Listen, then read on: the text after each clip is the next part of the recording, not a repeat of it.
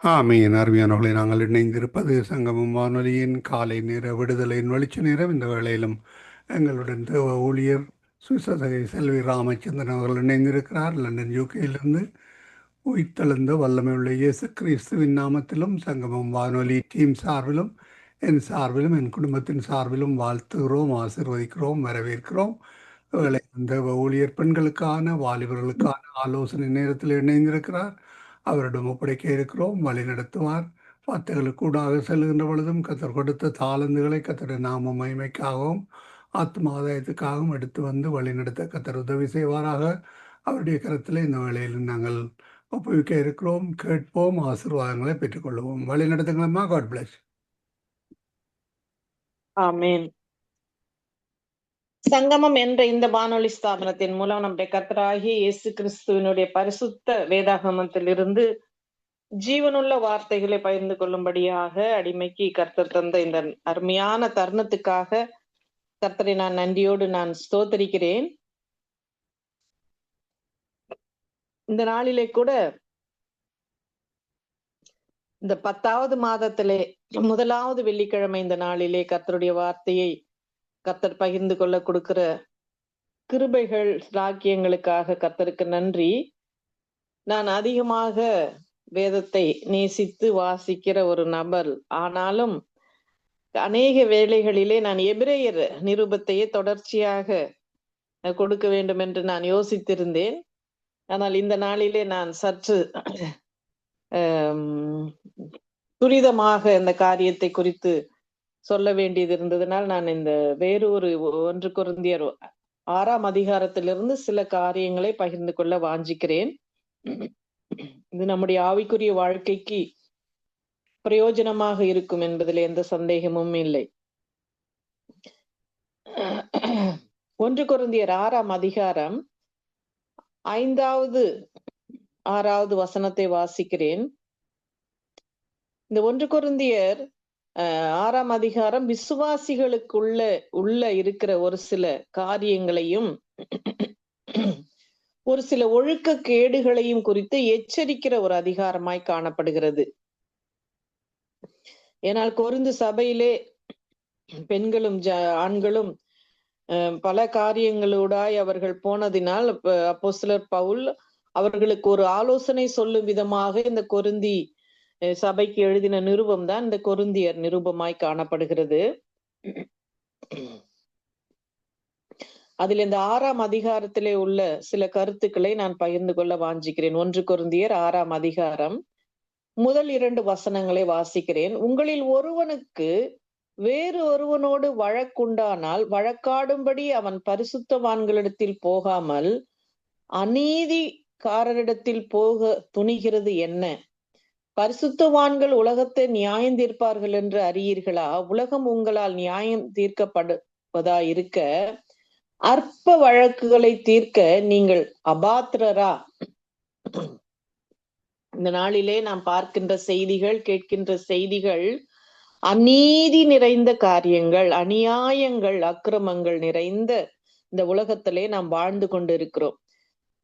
இந்த காரியத்திலே வசனத்திலே கர்த்தர் என்ன சொல்லுகிறார் என்றால், ஒரு வழக்கு நமக்கு வருமானால், ஒரு அநியாயம் நமக்கு வருமானால், நம்முடைய அந்த வழக்கை யாரிடத்திலே நீங்கள் கொண்டு போகிறீர்கள்? அதாவது அநீதி நிறைந்த இந்த உலகத்திலே கொண்டு போகிறீர்களா, அல்லது நியாயம் நிறைந்த பரிசுத்தவான்கள் சபையில இருக்கிறவர்களிடத்திலே கொண்டு வருகிறீர்களா என்பதாய் அவர் ஒரு கேள்வியை எழுப்பி அந்த கேள்வியிலே ஒரு பதிலையும் வைத்திருக்கிறார். என்னவென்றால், பரிசுத்தவான்கள் உலகத்தை நியாயம் தீர்க்கிறவர்களாய் காணப்படுகிறார்கள். ஆம், இந்த உலகம் பரிசுத்தவான்களால் நியாயம் தீர்க்கப்படுவதற்குரிய காரியங்களை அவர் செய்து கொண்டுதான் இருக்கிறார். எத்தனையான காரியங்கள் இந்த நாட்களிலே நாம் பார்க்கும் பொழுது அநியாயங்களையும் அக்கிரமங்களையும் அகற்றுகிற பரிசுத்தவான்கள் எழும்பிக் கொண்டுதான் இருக்கிறார்கள். அவர்கள் நீதியாய், அவர்கள் நியாயமாய் இருப்பதினால் அந்த சத்தியம், நீதி நிறைந்த சத்தியம் பரவி கொண்டு இருக்கிறது, பாவம் அழிந்து கொண்டு இருக்கிறது. எனவே நீதியை நிலைநாட்டும்படியாய் பரிசுத்தவான்கள் நியாயம் தீர்க்க போகிறார்கள். பரிசுத்தவான்கள் தான் இந்த உலகத்தை நியாயம் தீர்ப்பார்கள். அப்படி இவர்கள் நியாயம் தீர்க்கும் பொழுது தேவ தூதர்களையும், அடுத்த வசனத்தை வாசிக்கின்றேன், தேவ தூதர்களையும் நியாயம் தீர்ப்போம் என்று அறியீர்களா? அப்படி இருக்க இந்த ஜீவனுக்கேற்றவைகளை நீங்கள் தீர்த்து கொள்ள கூடாது இருக்கிறது எப்படி? எவ்வளவு காரியம்! நான் எபிரேயர் 1ஆம் அதிகாரத்திலே நான் 2 வாரங்களுக்கு முன்பதாக பகிர்ந்து கொண்டேன். தேவ தூதர்கள் பணிவிடையின் ஆவிகளாய் இருக்கிறார்கள் என்று பார்த்தோம். தேவ தூதர்கள் ஆண்டவராக இயேசு கிறிஸ்துவை தொழுது கொள்ளக்கூடியவர்கள் என்று பார்க்கிறோம். அவர்களும் நம்மை போல அவர்கள் ஆண்டவராக இயேசு கிறிஸ்துவை வணங்கக்கூடிய ஒரு அடுத்த கீழ்கட்டத்தில் தான் அவர்கள் இருக்கிறார்கள் என்பதை அந்த வசனம் நமக்கு எடுத்து கூறுகிறது. இந்த இடத்துல தேவ தூதர்களையும் யார் நியாயம் தீர்க்க போகிறார்களாம்? பரிசுத்தவான்கள் நியாயம் தீர்க்க போகிறார்களாம். எனவே வான்களுடைய ஒரு தகுதி என்ன என்று பார்த்தால், அவர்கள் நீதி நியாயம் தீர்க்கிறவர்களாய் அவர்கள் காணப்படுகிறார்கள். தேவ தூதர்கள் கூட தவறு செய்து விடுவார்கள். அவர்களை கூட நியாயம் தீர்ப்பதற்குரிய தகுதியை பரிசுத்தவான்கள் பெற்றுக் கொள்ளுகிறார்கள். அப்படிப்பட்ட ஒரு ஸ்லாக்கியத்தை நமக்கு ஆண்டவராக இயேசு கிறிஸ்து சுதந்திரித்து கொடுத்திருக்கிறார். ஹல்லேலூயா. 4-5வது வசனத்தை வாசிக்கின்றேன். இந்த ஜீவனுக்கேற்ற வழக்குகள் உங்களுக்கு இருந்தால் தீர்ப்பு செய்கிறதற்கு சபையில் அற்பமா எண்ணப்பட்டவர்களை நியமித்துக் கொள்ளுங்கள். உங்களுக்கு வெட்கம் உண்டாகும்படி இதை சொல்கிறேன். சகோதரனுக்கும் உண்டான வழக்கை தீர்க்கத்தக்க விவேகி ஒருவனாகிலும் உங்களுக்குள் இல்லையா? சகோதரனோடு சகோதரன் வழக்காடுகிறான், அவிசுவாசிகளுக்கு முன்பாக அப்படி செய்கிறான். அதாவது 2 பேர் வழக்காடுவது தவறு என்பதையும், 2 பேருக்குரிய அந்த சண்டையை, அந்த சச்சரவை இந்த உலகம் பார்க்கும்படியாக அவர்களுக்கு முன்பதாய் நாம் வழக்காடி கொண்டு அந்த வழக்கை இந்த உலகத்தாரிடத்திலே கொண்டு நீதிக்கு கொடுக்க வேண்டாம் என்றும், அந்த வழக்கை பரிசுத்தவான்களே அந்த காரியங்களை நீங்கள் சரி செய்து அதை நியாயமான ஒரு நீதியான தீர்ப்பை செய்து அதிலே ஒரு சமாதானத்தை கொண்டு வாருங்கள். அதனால்தான் சமாதானம் பண்ணுகிறவர்கள் பாக்கியவான்கள், அவர்கள் தேவனுடைய புத்திரர் எனப்படுவார்கள் என்று ஆண்டவராக இயேசு கிறிஸ்து சொல்லுகிறார். எனவே வழக்கு என்பது ஒரு தவறு, சண்டையிடுதல் அல்லது வாக்குவாதங்கள் என்பது தவறு என்பதையும், அந்த தவறுக்கு எங்கு நீ முடிவுக்கு போக வேண்டும், இந்த உலகத்திற்கு கொண்டு உன்னுடைய முடிவை கொண்டு போகாதே என்பதை ஆகவும், பரிசுத்தவான்கள் தேவ தூதர்களையும் அவர்கள் நியாயம் தீர்க்க தகுதி உடையவர்கள் என்பதையும் நாம் இந்த வசனங்களிலே பார்க்கிறோம். அடுத்ததாக 7-8வது வசனம், நீங்கள் ஒருவரோடொருவர் வழக்காடுகிறது எவ்விதத்திலும் குற்றமாயிருக்கிறது. அப்படி செய்கிறதை விட நீங்கள் ஏன் அநியாயத்தை சகித்துக் கொள்ளுகிறதில்லை? ஏன் நஷ்டத்தை பொறுத்து கொள்ளுகிறதில்லை? நீங்களே அநியாயம் செய்கிறீர்கள், நஷ்டப்படுகிறீர்கள், சகோதரருக்கும் அப்படி செய்கிறீர்கள். பாருங்கள், அதாவது அநியாயம் அக்கிரமம் நிறைந்த இந்த உலகத்திலே நாம் அநேக காரியங்களை சகிக்க வேண்டியவர்களாயிருக்கிறோம். அந்த சார்லி கிரிக் என்ற அந்த மனிதனை சுட்டு கொன்ற பிறகு அவருடைய காரியங்கள் வெளிப்பட்டது. அதற்கு முன்பதா எனக்கு அவரை குறித்து தெரியாது. அதற்கு பிறகுதான் நான் அவருடைய அநேக பேட்டிகளை, அவர் எப்படியாய் வாலிப யூனிவர்சிட்டியிலே சென்று வாலிபர்கள் மத்தியிலே கேள்விகளை சரியான முறையிலே வேதத்தின் அடிப்படையிலே பதில்களை சொல்லுகிறதையும், வேதத்தின் அடிப்படையிலே ஒரு தாயின் கருவிலே குழந்தையை கலைப்பது பாவம் என்பதை சொல்லுகிறதையும், வேதத்தின் அடிப்படையிலே ஹோமோசெக்சுவாலிட்டி ஒரு பாவம் என்பதை சொல்லுகிறதையும், ஒவ்வொரு காரியத்திற்கும் வேதத்தின் அடிப்படையிலே வேதம் இப்படி சொல்லுகிறது என்பதை அவர் ஆணித்தரமாய் அவருடைய வார்த்தையிலே கவனிக்கக்கூடியதாய் இருந்தது. அதை நான் பார்த்து ஆச்சரியப்பட்டேன். இவ்வளவு செல்வாக்கும் அவ்வளவு உயர்ந்த ஒரு பதவியும் உயர்ந்த ஒரு நோக்கமும் உடைய அந்த மனிதன், அவர் வெறும் அரசியலை மாத்திரம் பேசாதபடி ஆண்டவராக இயேசு கிறிஸ்துவை வார்த்தைக்கு வார்த்தை அவர் எடுத்து சொல்லுகிற விஷயங்கள் அது மிகவும் ஒரு ஆச்சரியமும் கண்களுக்கு எனக்கு ஒரு பிரமிப்பா இருந்தது. அவ்வளவு பிரமிப்பு. அப்படி வாலிபர்கள் மத்தியிலே ஒரு எழுப்புதலை, வாலிபர்கள் மத்தியிலே ஒரு பெண் சொல்லுகிறாள், இந்த பையனை நான் கருக்கலைப்பு செய்யாததுக்கு காரணமே உம்முடைய வார்த்தை தான் என்பது. அப்படிப்பட்ட பேச்சுக்களை பேசின அந்த மனிதனை, வாலிப வயது 31 வயது, அந்த வயதிலே கொன்ற அந்த மனிதனை அவர்களுடைய மனைவி மன்னிக்கிறார்கள். அதாவது எவ்வளவு கஷ்டம் அதை மன்னிப்பது. அதை மன்னிக்கிறேன் என்று சொல்லுகிறதே மிகவும் கடினம். இந்த வசனத்திலே நாம் பார்க்கிறோம், அநியாயத்தை சகித்து கொள்ளுகிற வேண்டும். அநியாயத்தை சகித்து கொள்ளுகிற மனிதர்களாய் வாழ கர்த்தர் நமக்கு கிருபை பாராட்டுவராக. ஆம், அது மிகவும் கடினம். அந்த பாதையினூடாய் போவதும் கடினம், அதை சொல்லுவதும் கடினம். நான் என்னுடைய வாழ்க்கையிலே 20 வருஷங்களுக்கு முன்பதா என்னுடைய தம்பி, அவர் சுகவீனமாய் இருந்தார். ஆனால் சுகம் பெற்று அவர் ஹாஸ்பிட்டலுக்கு ஒரு பயாப்சிக்காக அவர் சென்றார். அந்த பயாப்சியின் போது அந்த இன்ஃபெக்ஷனால் வித்தின் 2 வீக்ஸ்ல அவர் இறந்து போனார். அப்பொழுது நான் அதிகமாய் கோபப்பட்டேன்.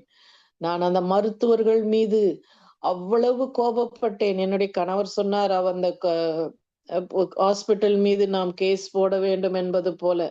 அவ்வளவு என்னால் தாங்க முடியவில்லை. நான் அநேக மாதங்கள், நான் நினைக்கிறேன் 3-4 மாதங்கள், 25 வருடம் இருக்கும் என்று நான் நினைக்கிறேன். கிட்டத்தட்ட 20 வருடங்களுக்கு மேல் ஆகிவிட்டது. 3 மாதங்களாய் நான் வாய் திறந்து பாட முடியவில்லை என்னால்.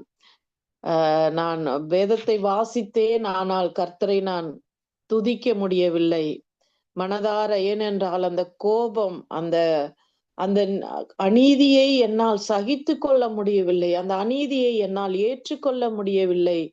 அந்த துடிப்பு, அந்த கஷ்டம். 29 வயது என்னுடைய தம்பிக்கு அப்பொழுது.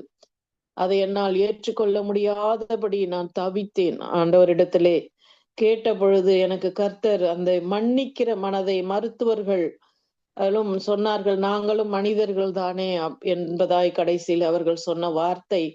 பொழுது கர்த்தர் என்னோடு பேசினார். ஒரு நாள் நான் சபையிலே சென்று அமர்ந்திருந்த பொழுது, மன்னிக்க முடியாத சுவாபம் நமக்குள் இருக்குமானால் அது பாவம் என்பதையும், அதை மன்னிக்கும்படியாக மன பிரமிப்பு அடைந்தது போல நான் இருந்தேன் அந்த நாட்களிலே. ஆனால் கர்த்தர் எனக்கு கிருபையாய் ஒரு நாள் பிரசங்கத்தின் மூலம் இடைப்பட்டார். மன்னிக்கிற ஒரு மனதை, அதை சகித்து கொள்ளுகிற ஒரு மனது. நீங்கள் ஏன் அநியாயத்தை சகித்து கொள்ளுகிறதில்லை? ஏன் நஷ்டத்தை பொறுத்து கொள்ளுகிறதில்லை? நாம் அப்படி பொறுத்து கொள்ளாமல் இருப்போமானால் நாம் அநியாயம் செய்கிறோம் என்று இந்த வசனம் சொல்லுகிறது. நீங்களே அநியாயம் செய்கிறீர்கள், நஷ்டப்படுத்துகிறீர்கள் என்பதால். எனவே நாம் மன்னிக்கிற மனதுடையவர்களாய், அநியாயத்தை சகித்து கொள்ளுகிற ஒரு சகோதரத்துவ அன்பு உடையவர்களாய் ஜீவிக்க கர்த்தர் நமக்கு கிருபை செய்வாராக. இந்த நாளிலே கூட நான் பார்த்தேன், யூதர்கள் இஸ்ரேல் ஆர்மிக்கு உதவி செய்த காசா பட்டணத்திலே உள்ள 3 அவர்கள் முழங்கால் படியிட வைத்து அந்த காசாவிலே இருக்கிற அந்த தீவிரவாதிகள் சுட்டுக் கொள்கிறதை ஒரு சின்ன அவர்கள் சுடுவதற்கு முன்பதாய் அவர்கள் அந்த வீடியோ கிளிப்பை என்னால் முழுமையாய் பார்க்க முடியவில்லை. என் மனம் உடைந்து விட்டது. அந்த அநியாயத்தை நாம் பார்க்கவோ சகிக்கவோ நமக்கு அவ்வளவு கஷ்டமா இருக்கிறது. அடுத்த வசனத்தை பார்க்கிறோம், அநியாயக்காரர் தேவனுடைய ராஜ்யத்தை சுதந்திரிப்பது இல்லை என்று அறியீர்களா? ஆம், நமக்கு அநியாயத்தை சகிக்க, அதை ஏற்றுக்கொள்ள கஷ்டம்தான். அந்த சார்லி கிரிக் என்ற அந்த சகோதரருடைய மனைவி அவர்களை மன்னித்தார்கள் என்று, அந்த சுட்ட மனிதனை மன்னிக்கிறேன் என்று அவர்கள் சொல்லும் பொழுது அவர்களுடைய மனக்குமுறல், வேதனை நமக்கு புரிகிறது. ஆனால் அந்த அநியாயத்தை நாம் ஏற்றுக்கொள்ளும் பொழுது கர்த்தர் ஆனால் அவர்களை விடுவதில்லை. அநியாயக்காரர் தேவனுடைய ராஜ்யத்தை அவர்கள் சுதந்திரித்து போவது இல்லை. அவர்களுக்கு வேறு நியாய தீர்ப்பை தேவன் வைத்திருக்கிறார் என்பதை அடுத்த வசனம் நமக்கு சொல்லுகிறது. பாருங்கள், வஞ்சிக்கப்படாதிருங்கள். வேசி மார்க்கத்தாரும், விக்கிராராதனைக்காரரும், விபச்சாரக்காரரும், சுய புணர்ச்சிக்காரரும், ஆண் புணர்ச்சிக்காரரும், திருடரும், பொருளாசைக்காரரும், வெறியரும், உதாசீனரும், கொள்ளைக்காரரும், தேவனுடைய ராஜ்யத்தை சுதந்தரிப்பதில்லை. தேவனுடைய ராஜ்யம் என்பது சமாதானம் பண்ணுகிறவர்கள், அவர்கள்தான் பரலோக ராஜ்யத்தின் சுதந்தரித்துக் கொள்வார்கள். அவர்கள்தான் தேவனுடைய புத்திரர் எனப்படுவார்கள். பரலோக ராஜ்யத்தை சுதந்தரிக்க போகிறவர்களாய் நாம் வாழ வேண்டும். இதிலே உள்ள அத்தனை பாவங்களையும் வெறுத்து நாம் நடக்கலாம். ஆனால் அதை எடுத்து மக்களுக்கு சொல்லுவது என்பது அவ்வளவு எளிதான காரியம் அல்ல. அப்படிப்பட்ட ஒரு ஜீவியத்தை வாலிபர்கள் மத்தியிலே ஒரு பெரிய தாக்கத்தை அந்த சார்லி கிரீக் ஏற்படுத்தி இருக்கிறார் என்பதை நான் அவதானிக்க கூடியதா இருந்தது. உங்களில் சிலர் இப்படிப்பட்டவர்களா இருக்கிறீர்கள். ஆயினும் கர்த்தராகிய இயேசுவின் நாமத்திலும் நமது தேவனுடைய ஆவியினாலும் கழுவப்பட்டீர்கள், பரிசுத்தமாக்கப்பட்டீர்கள், நீதிமான்களாக்கப்பட்டீர்கள். ஆமேன். நாமும் நம்முடைய சுவாபமும், என்னுடைய சுவாபம், நான் இந்த நாளிலே சொல்வேன், ஆனால் அவ்வளவு எனக்கு அதை சகிக்க முடியாதபடி நான் இருந்தேன். அதை ஏற்றுக்கொள்ள முடியாதபடி எவ்வளவு பெரிய தவறு செய்து விட்டார்களே என்பது போல இந்த நாளிலும் அநேக அக்கிரமங்கள் நடக்கிறது. இந்த நாளில் ஒரு செய்தியை நான் பார்த்தேன். 2 போலீஸ்கள் ஒரு பெண்ணை அவர்கள் கெடுத்ததை நான் பார்த்த பொழுது, அவர்கள் யார்? வேலியே பயிரை மேய்கிறது. காக்க வேண்டியவர்கள், காப்பாற்ற வேண்டியவர்கள், நீதி செய்ய வேண்டியவர்கள், தண்டனையை கொடுக்க வேண்டியவர்கள். ஆனால் தண்டனைக்கு அவர்கள் பாத்திரவான்களாய் நடந்து விட்டார்கள். அவ்வளவுக்கு பாவம் பெருகி இருக்கிறது. வேசித்தனம், விபச்சாரக்காரர்கள், விக்கிர ஆராதனைக்காரர்கள், திருடர், பொருளாசையுடையவர்கள் நிறைந்த இந்த உலகத்திலே, இந்த மாயான உலகத்திலிருந்து நாம் தப்பித்து கொள்ள நாம் முதலாவது தேவனுடைய ஆவியினாலே கழுவப்பட வேண்டும். அடுத்ததாக பரிசுத்தமாக்கப்பட வேண்டும். அடுத்ததாக நம்மை தேவன் நீதிமான்களாய் மாற்றுகிறார். ஆமேன். தேவனுடைய ஆவியினால் நாம் கழுவப்பட்டவர்களாய், பரிசுத்தமாக்கப்பட்டவர்களாய், நாம் நீதிமான்களாக்கப்பட்டவர்களாய் காணப்பட வேண்டும். அடுத்ததாக உள்ள 2 வசனத்தை வாசிக்கிறேன். எல்லாவற்றையும் அனுபவிக்க எனக்கு அதிகாரம் உண்டு, ஆகிலும் எல்லாம் தகுதியாயிராது. எல்லாவற்றையும் அனுபவிக்க எனக்கு அதிகாரம் உண்டு, ஆகிலும் நான் ஒன்றுக்கும் அடிமைப்பட மாட்டேன். வயிற்றுக்கு போஜனமும் போஜனத்துக்கு வயிறும் இருக்கும், ஆனாலும் தேவன் இதையும் அதையும் அழிய பண்ணுவார். சரீரமோ வேசித்தனத்திற்கு அல்ல, அது கர்த்தருக்கே உரியது. கர்த்தரும் சரீரத்துக்கு உரியவர். இந்த பாலியல் ஒழுக்க கேடுகள் இந்த நாளிலே எல்லா யூனிவர்சிட்டிகளிலும், எல்லா இடங்களிலும், எல்லா டெக்னாலஜிகள் மூலமும் பரவி இருக்கிறது. நான் பார்த்தேன் செய்தியில் இந்த நாளிலே 10 வயது சிறுவனை பிடித்து கார்ல செல்வதை அவர் தகப்பனார் பார்த்து அந்த கார் பின்னாகவே ஓடினாராம். தமிழ்நாட்டிலே நடந்தது. அதை பார்க்கும் பொழுது அந்த 10 வயது பிள்ளையை அவர்கள் பிடித்து, பிள்ளையை பிடித்து அவர்கள் அவன் வாயிலே துணியை வைத்து மூடி அவனுக்கு ஒரு ஊசியை போடுவதற்கு அவர்கள் முயற்சி செய்ததாகவும், எப்படியோ அந்த தகப்பனுடைய விடா முயற்சி ஓடி அவர் அந்த பிள்ளையை காப்பாற்றினார் என்று பார்க்கிறோம். பார்த்தேன் அந்த நியூஸ்லே. அப்படியானால் இந்த ஒழுக்க கேடுகள் நிறைந்த இந்த மாயையான அந்த உலகம் எதை அறியவில்லை? இந்த சரீரம் வேசித்தனத்திற்கு உரியது அல்ல என்பதை மறந்தவர்களாய் அவர்கள் வேசி மார்க்கத்தார் தேவனுடைய ராஜ்யத்துக்குள்ளாக அவர்கள் நுழைய தகுதி இல்லை அவர்கள் என்பதை அறியாமல் ஓடிக்கொண்டு இருக்கிறார்கள். அவர்கள் சரீரம் வேசித்தனத்திற்கு உரியது அல்ல என்பதை அறியவில்லை. போலீஸ் அதிகாரிகளா இருந்தாலும் வேசித்தனத்தின் காரியங்கள் அவர்களிடத்திலே தலைவிரித்து இருப்பதினால் அவர்களுடைய எல்லைகளையும் தாண்டி மீறுதல்களுடைய நிறைந்த பாவத்தை செய்கிறார்கள். கர்த்தரும் சரீரத்திற்கு உரியவர். கர்த்தருக்கே இந்த சரீரம் உரியது என்று சொல்லிதான் நாம் என்ன ஞானஸ்நானத்திலே நாம் ஒப்பு கொடுக்க நம்முடைய ஆவியினால், தேவனுடைய ஆவியினால் நாம் கழுவப்பட்டு பரிசுத்தமாக்கப்பட்டு நீதிமான்கள் ஆக்கப்பட்டு தேவனுக்கென்று நாம் சாட்சியாய் ஜீவிக்கும்படியாய், தேவனுடைய ஆலயமாக இந்த சரீரத்தை நாம் ஆட்கொள்ளும்படியாய் கர்த்தர் கிரியை செய்வாராக.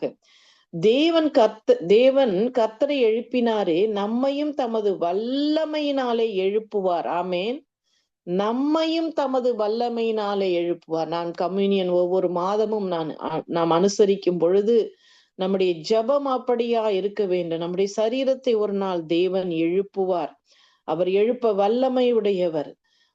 எனவேதான் நாம் இந்த சரீரத்தை நாம் பரிசுத்த சரீரமாக, தேவனுக்கு உரிய ஒரு ஆலயமாக நாம் மாற்ற வேண்டும். அடுத்த வசனத்திலே நாம் பார்க்கிறோம் அதைத்தான். 1 கொரிந்தியர் 6ஆம் அதிகாரம் 15-16. நீங்கள் உங்கள் சரீரங்கள் கிறிஸ்துவின் அவயவங்கள் என்று அறியீர்களா? அப்படி இருக்க நாம் கிறிஸ்துவின் அவயவங்களை வேசியின் அவயவங்களாகலாமா? அப்படி செய்யலாகாதே. வேசியின் அவயவங்கள் ஆக்கலாமா? பாருங்கள் என்ன செய்கிறார்கள் என்றால், ஒரு சிறு பிள்ளை, அந்த 10 வயது பிள்ளைக்கு என்ன தெரியும்? ஒரு சிறு பெண், அந்த பெண்ணை எடுத்து தவறான துர்ப்பிரயோசனம் செய்கிறார்கள். இப்படியாக வன்கொடுமைகள், அபியூஸ் அதிகமாக நடைபெற்று கொண்டிருக்கிற இந்த நாட்களிலே நம்முடைய காரியங்கள், நம்முடைய சிந்தனைகள், நம்முடைய வார்த்தைகள் எப்படி இருக்கிறது? அந்த சார்லி கிரீக் யாருக்குமே அவர் பயப்படுவதில்லை. அவருடைய நோக்கம், பேச்சு எல்லாமே சமுதாயம் சீர்கட்டு இருக்கிறது என்பதையும், ஆண் பெண் ஒரு என்ற ஒரே காரியம்தான், அதற்கு அடுத்து வேறு பாலினம் இல்லை என்பதையும் எடுத்து இந்த சமுதாயத்துக்கு அடுத்த தலைமுறைக்கு சொல்ல வேண்டும் என்கிறதை ஒரு திட்டமிட்டு அவர் செயல்பட்டு காணப்பட்டார். அவர் பேசின காரியங்களை பார்க்கும் பொழுது அவர் இந்த ஊழியம் இன்னும் தொடர்கிறது. வேசியின் அவயவங்களாக்கலாமா? நாம் வேசியின் அவயவங்களாக நம்முடைய சரீரத்தை பேணி கொள்ளக்கூடாது என்றும், அதை எப்படி நாம் செயல்படுத்த வேண்டும்? தேவன்தான் உங்கள் சரீரங்கள் கிறிஸ்துவின் அவயவங்கள். அவயவங்கள் என்றால் நம்முடைய சரீரத்திலே கை கால்கள் இருக்கிறது. இந்த கை கால்கள் கண், இப்படி இந்த அவயவங்கள் போல நாமும் கிறிஸ்துவனுடைய ஒரு அவயவமாய் நாம் இருக்கிறோம். கிறிஸ்துவனுடைய சரீரம் இணைந்து நாம் எல்லாரும் ஒரு மாளிகையாய் இசைந்து இணைக்கப்பட்டவர்களாய் நாம் காணப்படுகிறோம். அப்படி இருக்க நாம் இந்த சரீரத்தை பரிசுத்தத்தோடு தேவனுக்கு ஒப்பு கொடுக்க கர்த்தர் நமக்கு கிருபை செய்வாராக. அது வேசியின் அவயவங்களாய் நாம் ஒப்பு கொடுக்க கூடாது. நாம் தேவனோடு இசைந்து இருக்கிறவர்களாக நாம் காணப்பட வேண்டும். பாருங்கள், வேசியோடு இசைந்து இருக்கிறவன் அவளுடனே ஒரே சரீரமா இருக்கிறான் என்று அறியீர்களா? இருவரும் ஒரே மாம்சமா இருப்பார்கள் என்று சொல்லி இருக்கிறதே. அப்படியே கர்த்தரோடு இசைந்திருக்கிறவனும் அவருடனே ஒரே ஆவியாய் இருக்கிறார். நாம் ஆவியினால், தேவனுடைய ஆவியினால் கழுவப்பட்டவர்கள். எப்படி கழுவப்பட்டவர்கள்? அநீதியை சகித்து கொள்ளுவதற்கு, நீதியை இந்த உலகத்திலே நியாயம் தீர்க்க உடைய பரிசுத்தவான்களாய் நாம் கழுவப்பட்டு இருக்கிறோம். இந்த பரிசுத்தமாக்கப்பட்ட நாம் தேவனுடைய ஆலயமாக இருப்பது மாத்திரமல்ல, நம்முடைய சரீரம் தேவனுடைய கிறிஸ்துவினுடைய ஒரு அவயவமா இருக்கிறது. எப்படி அந்த அவயவமா இருக்கிறது என்றால், அவரோடு நாம் இசைந்து, ஒவ்வொரு நாளும் கர்த்தரோடு இசைந்த ஒரு ஜீவியம். யோசேப்பை போல பாவத்தை உதறி விடுகிற ஒரு பண்பு நமக்குள் இருக்க வேண்டும். வேசித்தனத்தை விட்டு விலகி ஓடு என்று தீமோத்தேயுவுக்கு பவுல் எழுதுகிறார். பாலி இச்சைகளுக்கு நீ விலகி ஓடு என்று. அப்படியாய் கர்த்தரோடு மாத்திரம் நாம் இசைந்து இருக்கும் பொழுது அவருடைய ஆவியாலே கழுவப்பட்டு அவருடைய ஒரே ஆவியாக நாம் காணப்படுகிறோம். வேசித்தனத்திற்கு விலகி ஓடுங்கள். மனுஷன் செய்கிற எந்த பாவமும் சரீரத்திற்கு புறம்பா இருக்கிறது. வேசித்தனம் செய்கிறவனோ தன் சுய சரீரத்திற்கு விரோதமாக பாவம் செய்கிறான். இந்த விதமான பாவம் இந்த நாளிலே பரவி கொண்டு இருக்கிறது. இந்த பாவத்துக்கு விரோதமாய் தன்னை ஒப்பு கொடுத்து பேசின அந்த சார்லி கிரிக் போல அநேகர் எழும்ப வேண்டும். அந்த வாலிபர்கள் மத்தியிலே சத்தியத்தை சத்தமாய் சொல்லுகிற ஒவ்வொரு வார்த்தைக்கும் வேதத்தை ஒப்பிட்டு அவருடைய பேச்சு காணப்படுகிறது. ஒரு அரசியல்வாதியா இருந்தாலும் ஆண்டவரை உயர்த்தின ஒரு மனிதனாய் நான் பார்க்கிறேன். வேசித்தன செய்கிறவன் தன்னுடைய சரீரத்திற்கே விரோதமாய் ஒரு பாவத்தை செய்கிறான் என்பதை அறியாமலேயே வேசித்தனத்திற்குள்ளாய் ஜனங்கள் வெந்து கொண்டிருக்கிறார்கள். உங்கள் சரீரமானது நீங்கள் தேவனாலே பெற்றும் உங்களில் தங்கியும் இருக்கிற பரிசுத்த ஆவியினுடைய ஆலயமாய் இருக்கிறது. ஆமென். நாம் யார், இந்த சரீரம் எது என்று நாம் பார்ப்போமானால் நம் தேவனுடைய ஆலயமாய் நாம் காணப்படுகிறோம். நமக்குள் யார் தங்கி இருக்கிறார்? ஆவியானவர். நம்மை எப்படி இப்படி தகுதிப்படுத்தினார்?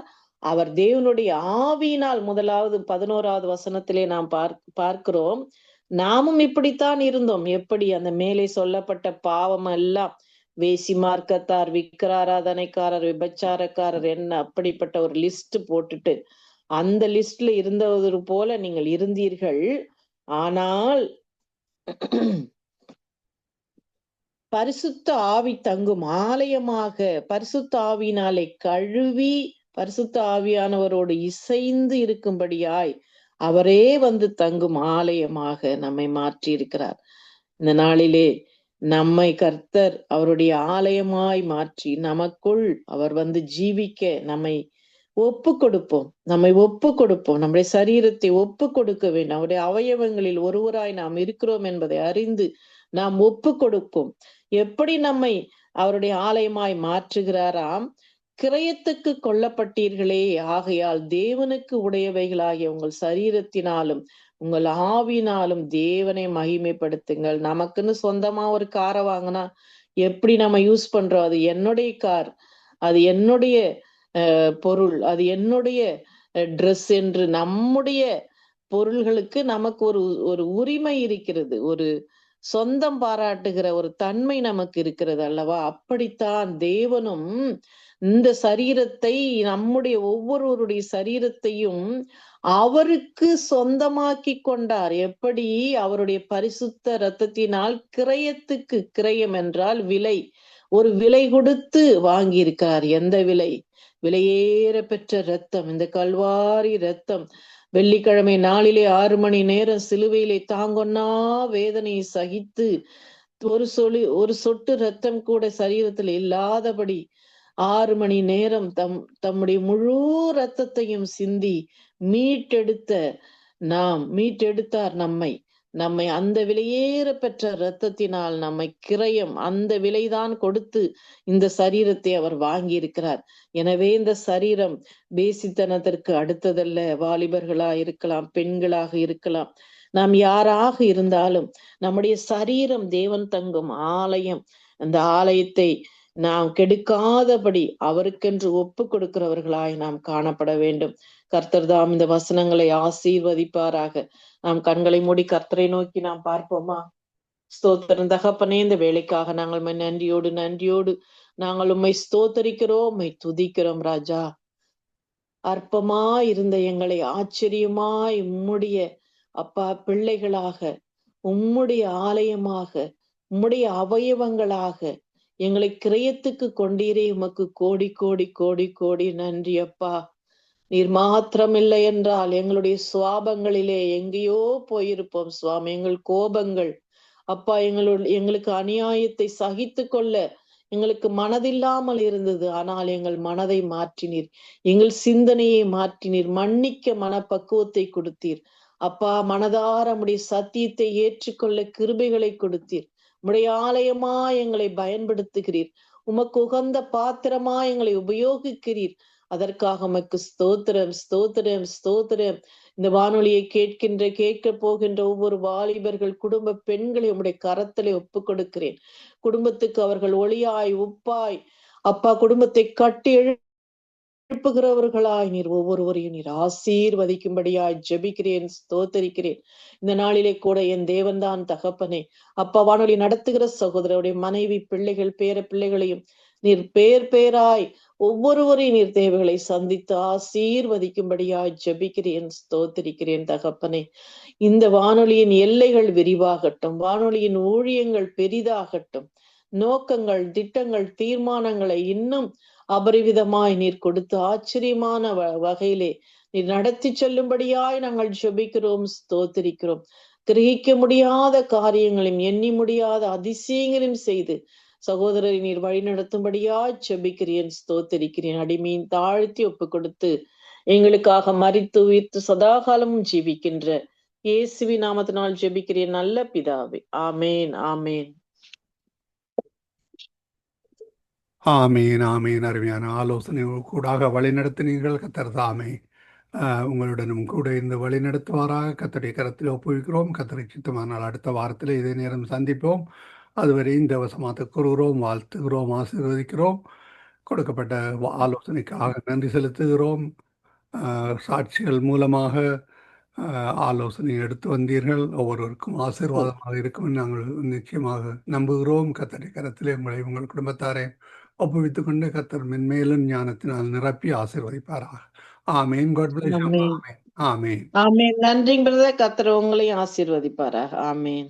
ஆமீன் ஆமீன். அருமையானவர்களே, இதுவரை நேரம் எங்களுடன் தேவ ஊழியர் சுவிசேஷகி செல்வி ராமச்சந்திரன் அவர்கள் லண்டன் யூகேயிலிருந்து இணைந்து அருமையான வார்த்தைகளை கூட வழி நடத்தினார். உங்களுக்கு ஆசீர்வாதமாக இருந்திருக்க விசுவாசிக்கிறோம்.